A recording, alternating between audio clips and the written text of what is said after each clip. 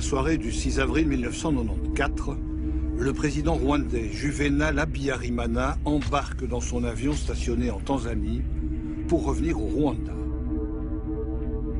Il sort d'une négociation régionale de paix difficile.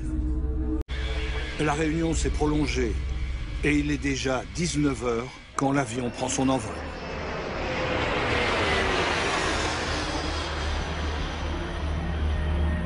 À Kigali, l'épouse du président attend, inquiète, le retour de son mari. 17 h est arrivé, le président ne venait pas. 6 h est arrivé, le président ne venait pas. Nous sommes inquiétés, nous dit pourquoi il ne rentre pas maintenant. Il est près de 20 h 30 quand le Falcon 50 du président amorce finalement sa descente sur Kigali. Son fils, Jean-Luc, sort à l'instant de la piscine de la résidence présidentielle. Il reconnaît le bruit du moteur du Falcon.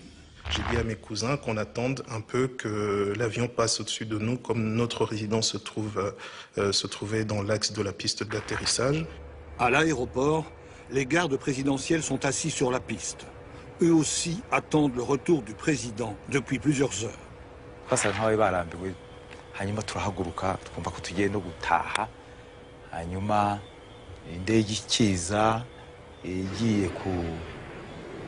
gusa nkaho yerekeza nyine ku kibuga neza ese twayibonaga nkaho yatwegereye nubwo twabonye ikintu gitukura kizamuka kiyerekeza. Un premier missile sol-air manque sa cible. Et c'est à ce moment-là qu'à travers les arbres, on a vu des signées comme des balles traçantes et qui ont abattu l'avion. Nous avons entendu boum. Mon cœur a sursauté. Un deuxième missile vient de faire exploser le Falcon. L'appareil s'écrase à quelques mètres de la résidence présidentielle. Tous les passagers sont tués sur le coup.